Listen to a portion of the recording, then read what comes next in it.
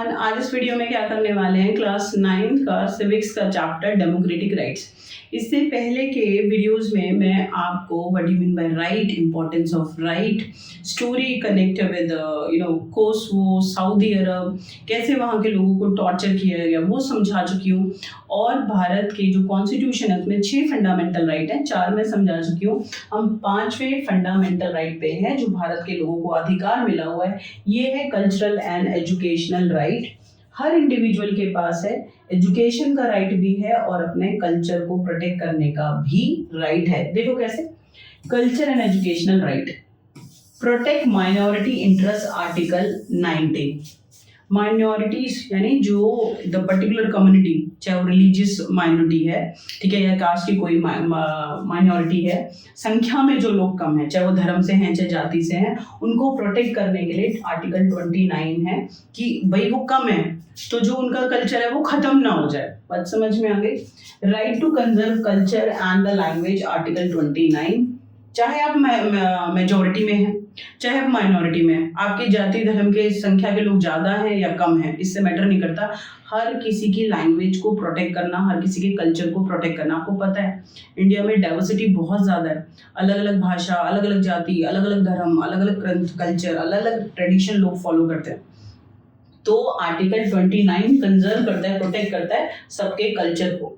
बात समझ में आ गया, सबके लैंग्वेज को, कि ये ना हो कि ये जो पर्टिकुलर लैंग्वेज है मराठी है, ये वाली लैंग्वेज को नहीं बोलने देंगे या हिंदी को नहीं बोलने देंगे। चलो ये तो बड़ी लैंग्वेज है, ठीक है, तेलुगु है, कन्नड़ है, मलयालम है, मराठी है, हरियाणवी है, तो ऐसा नहीं कि पर्टिकुलर लैंग्वेज के को बिल्कुल खत्म कर दो, नहीं।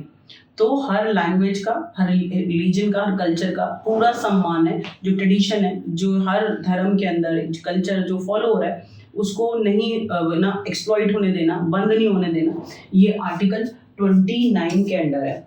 Right to establish education institutional article 30। अभी अगर हिंदुओं की मर्जी है तो वो अपना क्या खोल सकते हैं, इंस्टीट्यूट खोल सकते हैं। मुस्लिम्स की मर्जी है या और रिलीजन के लोगों की मर्जी है, खोल सकते हैं, ठीक है, और अपना जो एजुकेशन है उसको प्रमोट कर सकते हैं, ठीक है। जैसे मदरसा है, अब मदरसों में वो क्या करते हैं, जो आपका एजुकेशन प्रोफेशनल है वो भी पढ़ाते हैं, और जो उनसे रिलीजन से रिलेटेड कुरान है या हदीस है उसका जो रिलीजियस टीचिंग है वो भी पढ़ाते हैं। तो गवर्नमेंट उसको नहीं रोकती है। आर्टिकल 30 में लिखा हुआ है कि आप अपना पर्टिकुलर रिलीजन के लोग अपना इंस्टीट्यूट खोल सकते हैं और एजुकेशन के साथ वो रिलीजियस प्रैक्टिसेस जो टीचिंग है वो करा सकते हैं, कोई नहीं रोक रहा, ठीक है। ऐसा नहीं हिंदू है तो ये यूनिवर्सिटी नहीं खोल सकते, कॉलेज नहीं खोल सकते, स्कूल नहीं खोल सकते, कोई भी खोल सकता है। Plus these rights aim to preserve and to promote the culture diversity and educational interest of minority community in the India। यानी इंडिया में जो माइनॉरिटी, देखो मेजॉरिटी को खतरा नहीं होता, वो ज़्यादा होते हैं जनसंख्या में, चाहे उनका कल्चर है, उनका एजुकेशन है, उनकी डेवलपमेंट है, वो ओवरऑल फ्लरिश कर लेते हैं, क्योंकि मेजॉरिटी में खतरा माइनॉरिटी पे होता है, कम संख्या में, तो उनको डोमिनेट किया जाता है, ठीक है।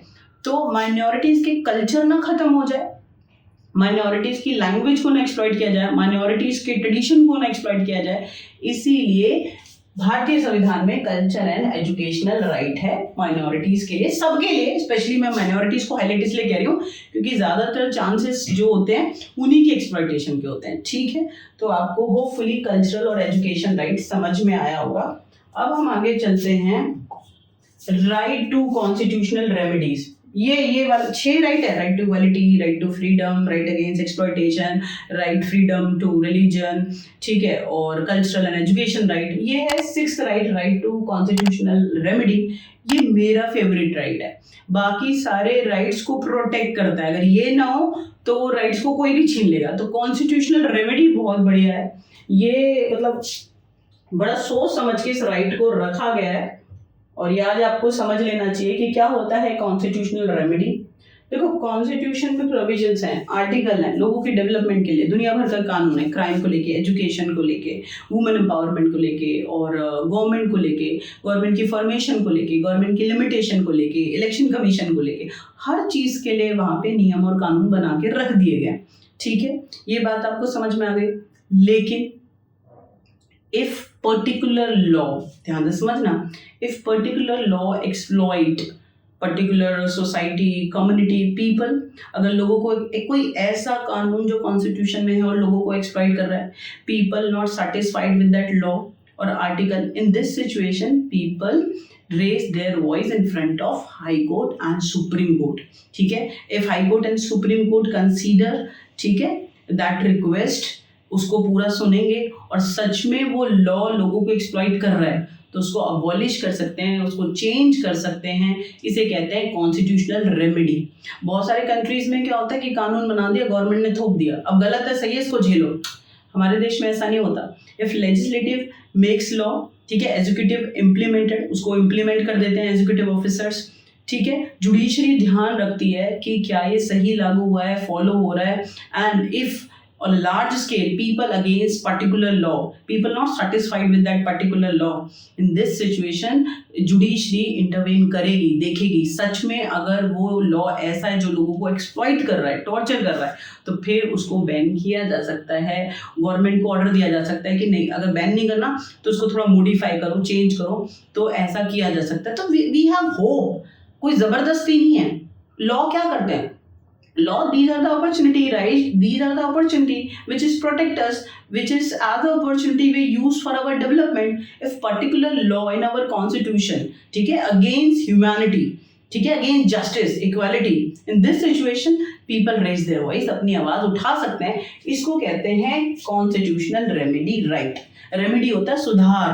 कॉन्स्टिट्यूशन में होप है, बन गया, बहुत बड़ा संविधान है, बहुत सारे कानून हैं, लेकिन अगर आपको लगता है कि कोई कानून ऐसा है जो लोगों के लिए, सोसाइटी के लिए ठीक नहीं है, तो उसकी रेमेडी, उसका सुधार किया जा सकता है। पॉसिबिलिटी है, बहुत अच्छी बात है। देखो जरा, it is a possible that sometime our right may be violated by fellow citizen, private bodies, by the government। कभी कभी कोई कानून ऐसा होता है जो आपको एक्सप्लॉइट कर सकता है। When any of our right are violated, we can seek remedy through courts। देखो, ऐसा भी हो सकता है कि आपके राइट्स को कोई भी छीन सकता है, गवर्नमेंट एक्सप्लॉइट कर दे। लाइक आपको राइट टू फ्रीडम है, आपको बोलने का अधिकार है, ठीक है, आपने पब्लिक स्पीच आप दे रहे हैं और गवर्नमेंट आपको एक्सप्लॉइट कर दे, छीन ले राइट, ना बोलने दे आपको, ठीक है। Might be government, might be आपके फेलो बीइंग, माइट बी आपकी कम्युनिटी के लोग, दूसरी कम्युनिटी के लोग आपके राइट्स को एक्सप्लॉइट करें, उनको छीनने की कोशिश करें। इस सिचुएशन में आप कोर्ट्स में अप्रोच कर सकते हैं, ठीक है। आपके राइट्स को प्रोटेक्ट करने का काम करता है कॉन्स्टिट्यूशनल रेमेडी। अगर आपके राइट्स को कोई छीन रहा है, एक्सप्लॉइट कर रहा है, राइट टू इक्वालिटी को, राइट टू फ्रीडम को, राइट अगेंस्ट एक्सप्लॉइटेशन को, कल्चर और एजुकेशन राइट को, ठीक है, जो आपको रिलीजियस फ्रीडम राइट है, कोई छीन रहा है, तो फिर आप अप्रोच करके उसको वापस ले सकते हैं। कोई नहीं छीनेगा क्योंकि कॉन्स्टिट्यूशनल रेमेडी राइट आपके पास है, ठीक है। If it is a fundamental right, we can directly approach in the Supreme Court or High Court। मैंने कहा है अगर आपकी फंडामेंटल राइट और वो गवर्नमेंट एक्सप्लॉइट कर रही है कोई भी, तब आप सुप्रीम कोर्ट और हाई कोर्ट में डायरेक्ट अप्रोच कर सकते हैं। That is why doctor B.R. Ambedkar call right to constitutional remedy as a heart and soul of constitution. देख बच्चे, ये एक नंबर में अलग से आता है, बहुत इंपॉर्टेंट है। क्या कि राइट हमारे पास 6 फंडामेंटल राइट है, कोई नहीं छीन रहा, इन्हें आपको यूज करना है और आगे बढ़ना है, हर किसी के लिए है इंडिया के अंदर। लेकिन अगर आपके 5 राइट में से कोई एक्सप्लॉइट कर रहा है, आपके अदर राइट्स को छीना जा रहा है, कोई भी कर रहा है, गवर्नमेंट भी कर सकती है, आपकी कम्युनिटी के लोग कर सकते हैं, बाहर के लोग कर सकते हैं, दूसरी कम्युनिटी के लोग कर सकते हैं। ऐसी सिचुएशन में आप अप्रोच कर सकते हैं हाई कोर्ट और सुप्रीम कोर्ट में। किस राइट के अंदर? कॉन्स्टिट्यूशनल रेमेडी के अंदर आप अप्रोच कर सकते हैं। इसीलिए डॉक्टर B.R. अम्बेडकर ने कॉन्स्टिट्यूशनल राइट को हार्ट एंड सोल कहा है कॉन्स्टिट्यूशन का, कि सारे राइट एक तरफ और कॉन्स्टिट्यूशनल रेमेडी एक तरफ, ये पूरे संविधान का हार्ट और सोल है। अगर कॉन्स्टिट्यूशनल रेमेडी हटा दो, ठीक है, आपको राइट्स दे दे और कोई छीन ले, तो फिर क्या फायदा? तो कोई छीन ना पाए, कोई आपको एक्सप्लॉइट ना कर पाए। इसीलिए क्या है, कॉन्स्टिट्यूशनल रेमेडी राइट आपके पास है। ये है 6 fundamental right. Hopefully you understand. अलग अलग पेपर में आते हैं, इकट्ठा आएंगे तो थोड़ा थोड़ा लिख देंगे। Right to equality, right to freedom, right against exploitation, right freedom of religion, cultural and education right and constitutional remedy right. ये 6 राइट हर किसी को भारतीय संविधान में कॉन्स्टिट्यूशन देता है। आप इन्हें यूज करते हैं और आप आगे बढ़ते हैं। ये आपको पता होने चाहिए एग्जाम पर्पज से भी और आप में अवेयरनेस के लिए भी, ठीक है। नेक्स्ट वीडियो में इस चैप्टर का लास्ट टॉपिक रह गया है, वो कंप्लीट करेंगे। तब तक के लिए आप बहुत खुश रहो और पढ़ते रहो।